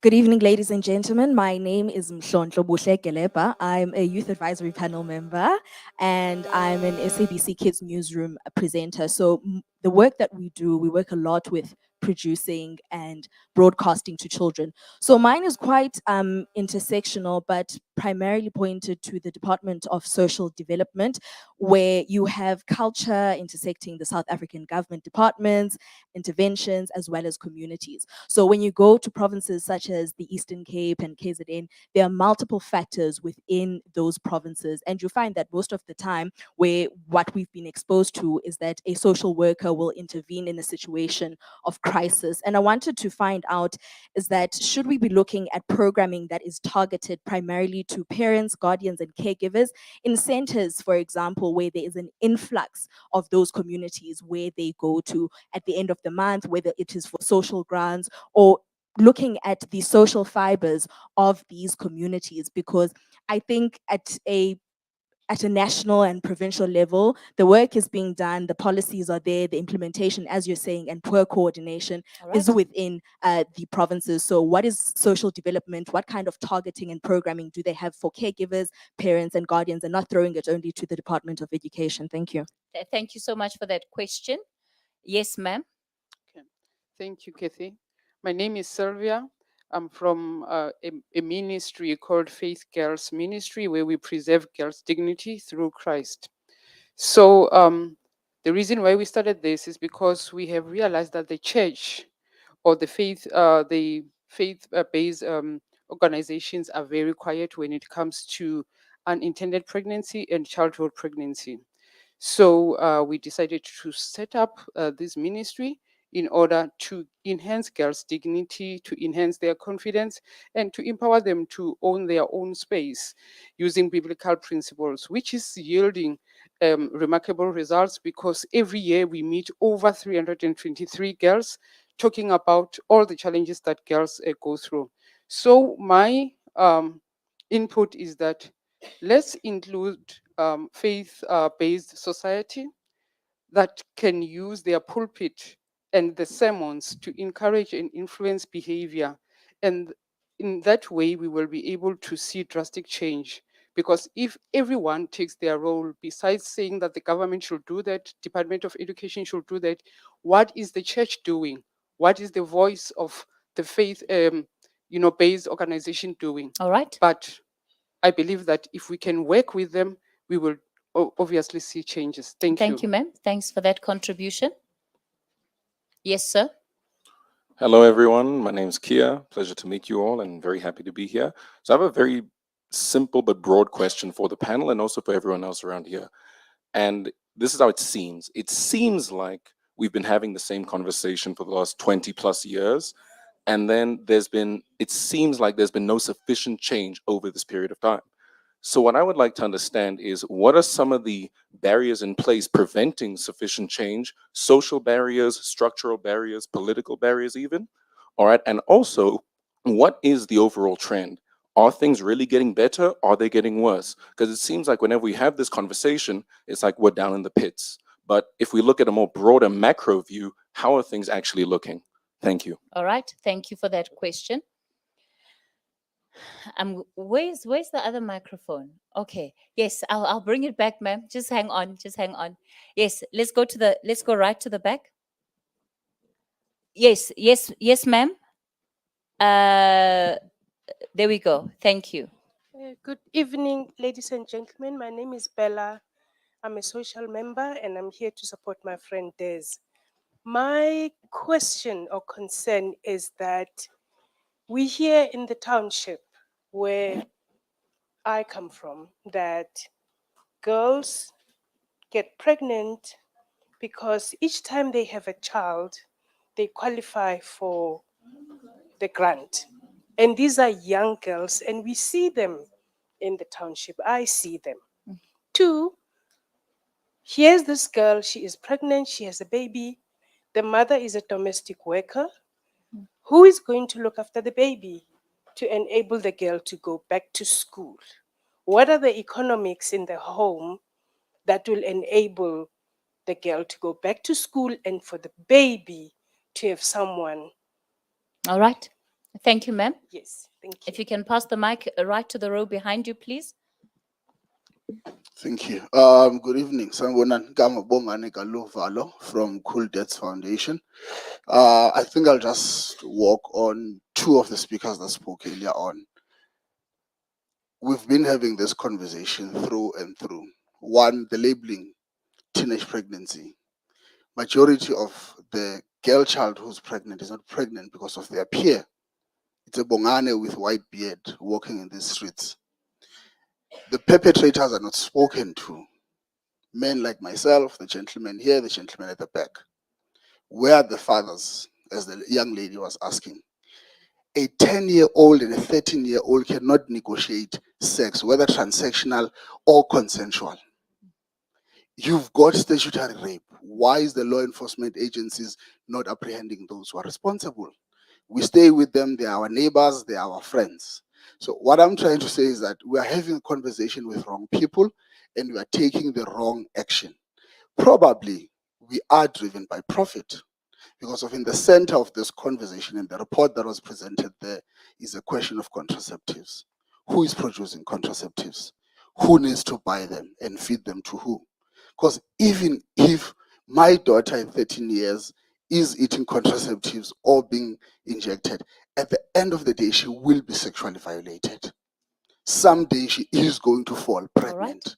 So what I'm saying is that we're having a wrong conversation with the wrong people. The conversation should be with men in church, men in traditional communities. I went to Liboda, sorry, Keith. I went to Liboda. I was having a conversation with Mama, and they were saying that our own husbands, when we are having a menstrual time, they don't want to sleep with us.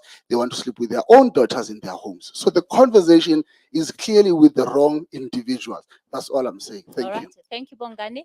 Please pass the microphone. Yes, ma'am. Yes. In the blue jacket, in the navy blue jacket. I'm from an organization which is called Star for Life. We work mostly in KZN in the areas of Kanyagude and Ukinkejwayo. So what I wanted to raise is that there are a lot of psychosocial issues that are basically faced by learners, and I think someone raised it here. And I want to know that what is the Department of Basic Education doing to place more counselors in schools? I understand that we have learner support agents, but it's not sufficient. Again, what are the linkages that we can create in order to make sure that there is that transfer? Maybe if a learner goes to a learner support agent, they're able to actually go to a social worker or maybe a psychologist. And how can we cascade that to make sure it's happening in all provinces? And then maybe also to the Department of Sports and Recreation, what are you doing as a department to make sure that there's upkeeping of the sports and, on the grounds, basically within the communities? And how can you partner again with the departments of basic education to ensure that there's programming happening, particularly during school learners, especially for young children, so that they're preoccupied with something which is sufficient? Thank you. All right. Yes, ma'am, please briefly for me. Okay. Good evening. My name is Jayshree Narayan Sami. I'm from Love and Hope Rising, an NPO that goes out to prisons, to community, and to the rehab centers doing impact work. So my comment this evening is exactly what the gentleman on my right said, together with our young daughter that mentioned, where are the fathers? And with all due respect to every single male in the room, I think for a very long time, women have been carrying the load. And when you take this topic into context and conversation, we have to ask the question, where are responsible men? Where are responsible fathers? Because they cannot just be a sperm donor. And coming to the Department of Education and to our government sectors, what is the role, the responsibility that government puts on sex offenders, especially the male? Do they encounter and engage the female input? Because when rape takes place, a female is engaged there. But when sentencing and when punishment or accountability is implemented, where does government come in to say, right. we want to engage the females that are being affected in this area? What is their contribution? Thank you, ma'am. If you can pass the mic to the gentleman behind you, and then I'm going to wrap it up in terms of the whole audience, but I will give a chance to the young people in the front. Thank you, ma'am. Good evening, everyone. Yes, mine is just a contribution from what I've observed. Because most of the things we are saying here, we can go in circle and in circle. I was suggesting if it is the right platform or it might be wrong platform, I stand to be corrected. The people who are here, because I'm a school teacher, and you can find within a class you are teacher. I teach LO. You got maybe 4 girls who are pregnant. They are doing grade 10 or grade 9. And each time they want to go to the toilet, they've got all this, a woman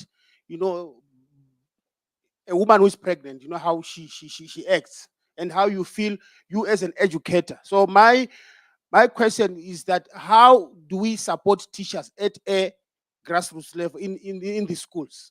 Okay. What should we do? Number 2, there's a lady who spoke about, I think she's from this direction. She's she supports girls. They're a Christian movement. And those have been, in most schools, we don't do that. This morning we had a challenge. There's a girl, because in the schools, what we All are right, facing. sir. Please, very quickly, your minute is up. Okay, I'm going to do. We are facing challenges that some girls, they come there, they are spiritual, and there's also the side of being a Christian. So the values, there's a clash of values there. Okay. So we don't know what to follow. So if the government can give us a straight match line, so that what policies must we follow? But in a school, it's a community, everything is mixed up. All right, all right, So sir. we have that pressure as Sure. educators. Thanks for that contribution. Unfortunately, I'm completely out of time to take questions from anybody else. I just want to give 2 young people in the front an opportunity. I saw hands up here earlier. This hand, Okar, it's only going up now. It's only going up now, ne? Please keep it short and sweet for me. Short. Good evening, everyone. I stand before you as a student. What I have to ask today is what incidences, what circumstances have been implemented on men? Because I see that as a generation, we've promoted a lot of things, which include mental health being a prime part of it. But I want to ask one thing. Mental health has been mostly advertised to women, for women, by women. from a young age, we are seeing toxic masculinity, all these unrealistic standards put on men, and we don't talk about it at all. What we see is a generation of men, and I refer to the old generation, putting their own standards and thinkings on the new generation, who later on think that, okay, I now have physical, mental, and sexual control of a woman, and that gives me the justification to have sex with her, have sex with her without a condom. So right now, what I have to ask for the panel is what actions have been taken to promote mental health for men, because it's something that I hardly ever seen. Whenever I hear this topic, I mostly hear about the women. I do Alright. admit, guys, if you look closely, the women outpower the men. Even in the Me Too movement, what did we see? We saw women, but who spoke up about the abused man? In fact, I actually raised this point in school and I asked, what were you going to do if a man got raped? And guess what do people do? They laughed. They laughed. And it's nothing that is not funny. It's something that has to be raised in high regards. All right. Thank you. Thank you, young lady. Thank you very much. Yes. Good evening to the room. Today, I'd like to stand on actually stating that in our schools, honestly speaking, now I'm speaking from experience, we host awarenesses around teenage pregnancies and everything. But here is the problem. We usually summon girls in most cases. We never call out boys. And it raises a question of why not boys are not being called to also be educated. As she has said, it's a two-party decision. But as well as we get to look into things, we are being educated in class about alternative methods that we can take to prevent this teenage pregnancy. The first rule that you would ever get, even in the book, is abstain from sex. But we fail to commit to that. At the end of the day, it's teachers who have been blamed that they don't put effort into it, but it's educated. Even on social media, we see it. Even right now, we're being educated. But it also leads to teenagers making reckless decisions and they don't want to be rectified. As a peer, I can come onto you and be like, what you're doing, it's wrong. And they will have a justification of like, I can do whatever I want because this is my body, it's my decision, it's my life, and everything like that. So now I stand in a point of, it has been said as well, it's supposed to be a triangle relationship, a All right. learner, a teacher, and a parent. Our parents need to be involved in as much as teachers. It's not supposed to be a one-way street. All right. Today I'm accompanied by my history teacher, but she's not here as a history teacher. She's here as a parent more to even show that, you know what, I need to emphasize more on this. I need to raise this awareness. I'm accompanied by my male teacher, but even in the organizations, male are few. It's only women at these organizations. And you ask yourself why? Because boys are also participating in such things. All right. Thank you. Thank you to those for those contributions of the young people in the room. Okay, we're getting ready to wrap up this conversation. To our panelists, this is the last round that I will give you. If there have been specific questions asked, please answer those questions.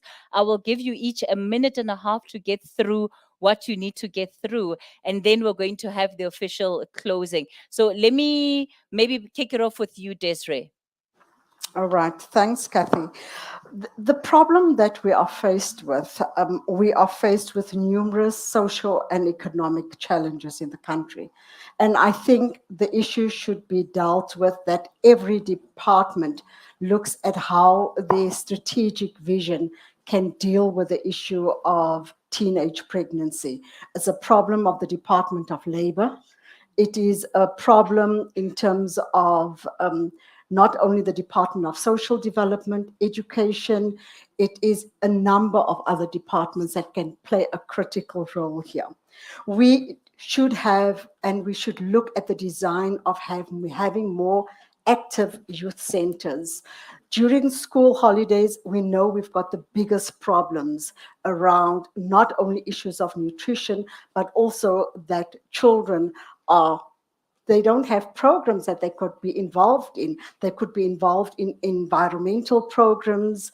They could be involved in terms of educational programs, etc. At Social Development, we've got the Synovio parenting program, but the biggest challenge is that it still looks at a model of a mother and a father. And we know that things have changed within society. So it is about redesigning of those programs and looking at the scaling up of programs. Social workers, there is a scarcity of social workers. There should be a social worker in most districts, in every school, in every university, to deal with these issues which we are faced with. We also need to work closer from the Department of Social Development to work closer with the Department of Justice. We are responsible for the Children's Act, but the act is not being fully implemented, and we do know that there is a problem. All And to right. be honest about it. Thanks, Desiree. Thank you. I think from my side, Kathy, there's a lot that has been said by everyone here. And I think the most important thing that we need to understand is that the conversation is with the wrong people. We find it very comfortable to address other people's issues without the very same people being part of the conversations. I think more importantly, what we needed right now are those girls that we're talking about, those boys that we're talking about, why they're not part of the conversation here. I think it was said by Gugu and one of the other speakers there to say, why are they not part of the conversation that we hear, that we're having now? Because the problem is we're going to come up with solutions from a private sector point of view, but it might not work for that one girl who has to go back and face reality because the environment is an issue. Now, there's one guy who asked about the barriers that we face. The issue is that we talk about such things every single year. We have such discussions, we meet, but every time we come back, it's worse than when we were here before. You know, I mean, when are we going to actually see the results? Are the implementations and initiatives that we're putting in place actually working for us? If they're not working, what is actually going wrong? I mean, we should be sitting here as stakeholders to say, this is what transpired, this worked, this did not work. But we're not doing that. You know, if ever we're going to have the different departments here at the private sector, whose role is to what role is being played by who, and is that person actually taking accountability at the end of everything, or are we Alright. just sitting and doing nothing? You know, I mean, sorry Kathy. So like it was mentioned, we need to have the boys here. Now we are empowering the girls, but now we forget that we also need to speak to those that are disempowering the very same girls we're trying to fight for, the very same girls that we're supporting, you know. So who is having that conversation with those people? Who's addressing the child issues that we have? We come from Thank you, broken homes, Thank you know. Musi? Now, thank you. For me, I don't think we are talking to the wrong people. If I have learners, if I have teachers in the audience, then I'm speaking to the right people. And also parents, and also because I believe that each and every one of us have a role to play, irrespective of how we feel about the next person not doing their role. In terms of like the questions, I agree with the speaker that said we don't have enough learner support agents in schools and social workers. True, but when you have limited resources, then what are the alternatives? So we do have teachers in all the schools. So what we are doing now as a department, we are working on a common element treatment assessment, which will guide teachers on the basic psychosocial support that will be training a teacher, because COVID-19 has taught us that it is possible. We had a COVID focal teacher in every school during COVID-19 who presented us with data on a daily basis on the cases of learners and who presented symptomatic and educators. So it is possible. We need to look at what resources are we having and how do we maximize on those resources.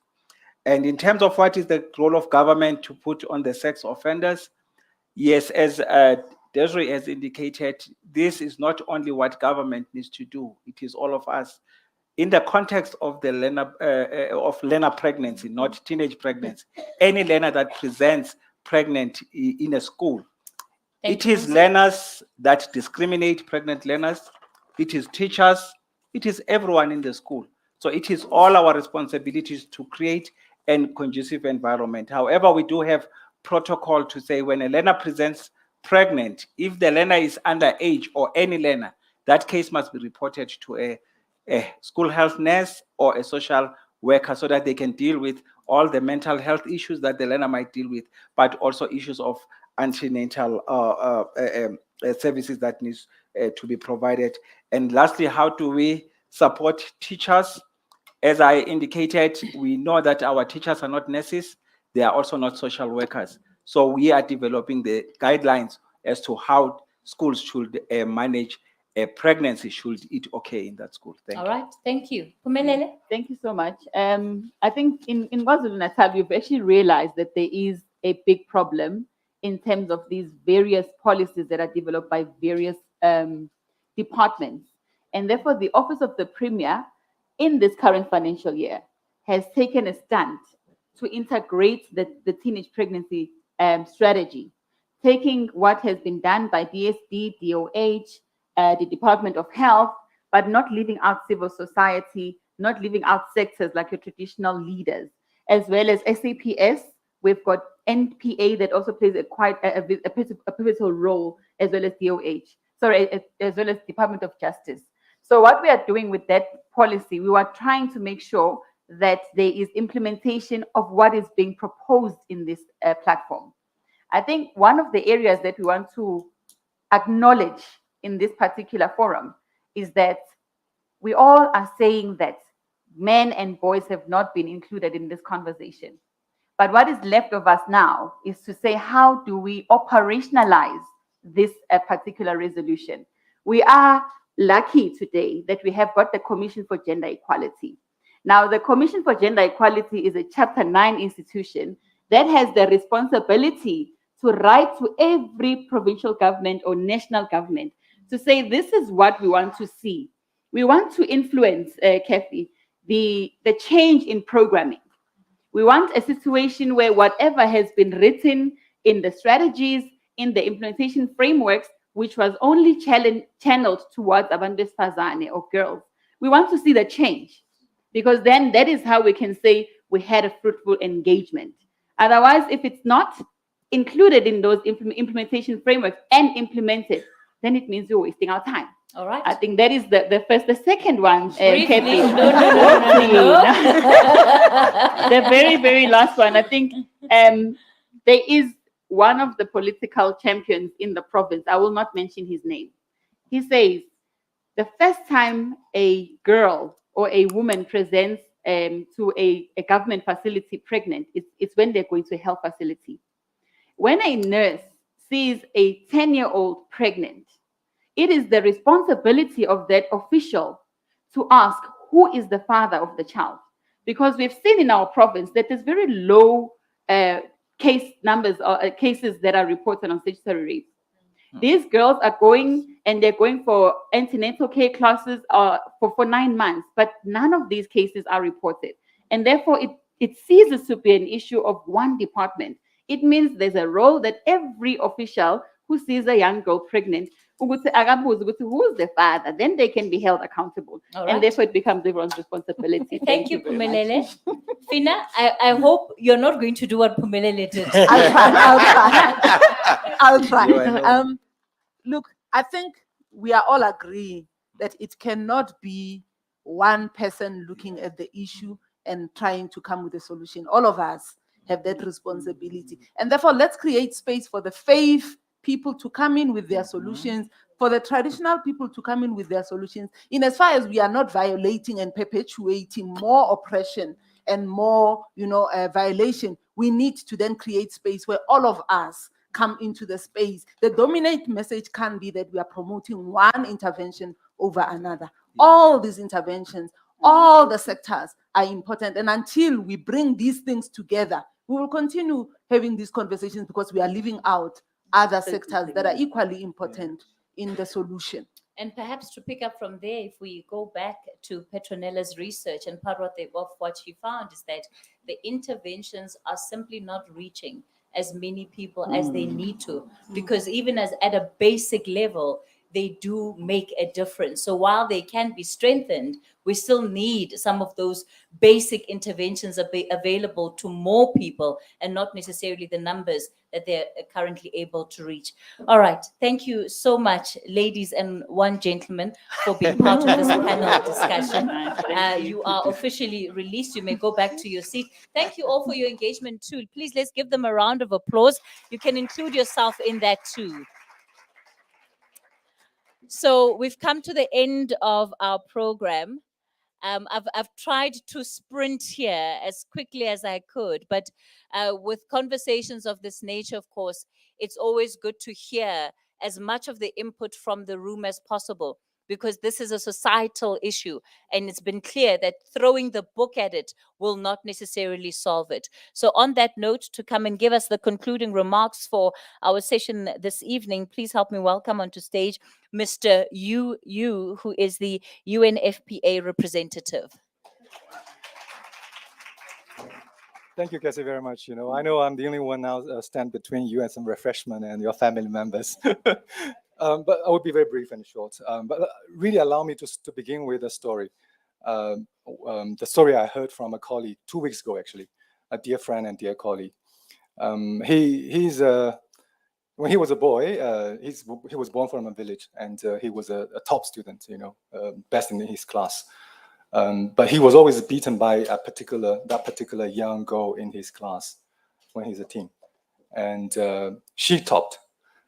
One day, I think she had her blood, the first period, and all the boys, including my friend and my colleague, mocked her, demeaned her, and there was no support whatsoever at that time.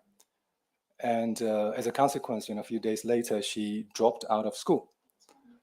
And from that moment, because that young boy, my colleague, went to college, became successful, but that poor young girl had early pregnancy, and later on got married, had a husband who was abusive, alcoholic, and she was beaten, violated. And the last time he told us that he visited the village, he heard that the girl passed because she was murdered by her husband. So he said that until today, he regretted as a boy what he did in that moment. And until today, what motivated him to join UNFPA, to really champion choice and rights for all. So that's the story. To me, it's very, very important because he's an African brother to me. He's from Kenya, and he is a senior UNFPA representative today. So with that story, let me really appreciate all the young people who moderated, who contributed, our dear Kathy, to really stimulate the conversation, and all the panel members who contributed your knowledge, your aspiration. And I have my sisters from the UN family here, and I know there's some other colleagues here. We have UNICEF, I think there's WHO and UNAIDS, some others. So actually, I can perhaps speak even on behalf of my dear sister from UNICEF to say we are so committed to be with you, for you, and behind you until this issue is addressed. And from the bottom of it, as people reflected on, we're not touching the surface, we're going down to the deep root causes of the problem. So also thank very much for all participants. Of course, many colleagues work behind the scenes. My UNFPA dear colleagues, Precious, Zianda, many of you, but also all of you who participated, as Kathy said, who really wants to come after 6 o'clock and then stay until very late in the evening because your passion, your commitment. And because of that, let me stress, even answer some of the questions there, the society has made achievements. It's because of you. And the adolescent birth rate actually has dropped from about 80 in 2014 per 1,000 women to about 50 in the last few years. So there has been achievements. Don't say that the problem, there's no progress in the society. It is because of you, because people like you who has made the voice heard, in the public, that transformed the society on this issue and start addressing this issue. So I thank you, and please carry on that particular voice forward. Thank you so much. Yeah.